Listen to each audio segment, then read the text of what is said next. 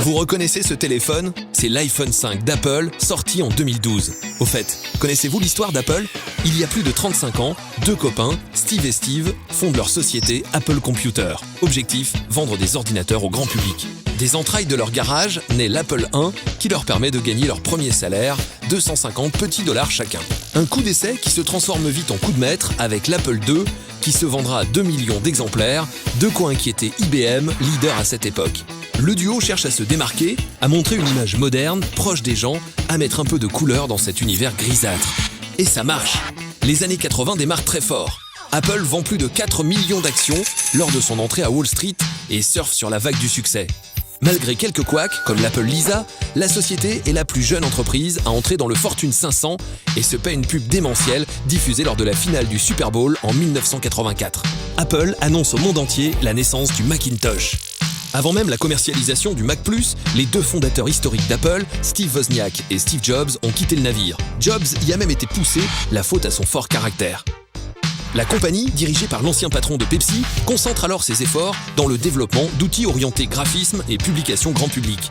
Toujours avant-gardiste, la marque à la pomme conçoit même le premier ordinateur portable qui pèse quand même 7 kg. Un inconvénient vite corrigé puisque 2 ans plus tard arrive le PowerBook et c'est 2,5 kg.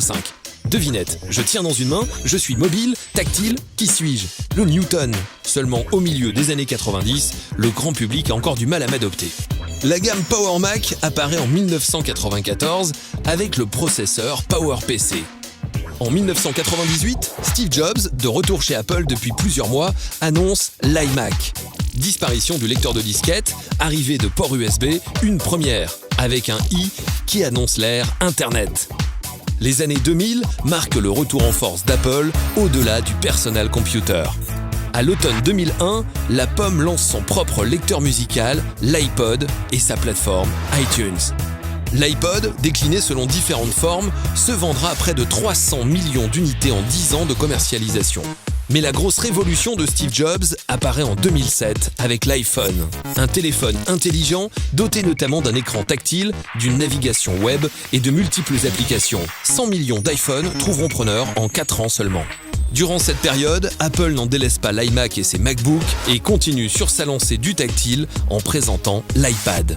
Ses détracteurs lui reprochent aujourd'hui sa gestion ultra-capitaliste et le verrouillage systématique de ses produits, et pourtant, en 35 ans, Apple a réussi son pari en devenant l'une des marques les plus populaires au monde.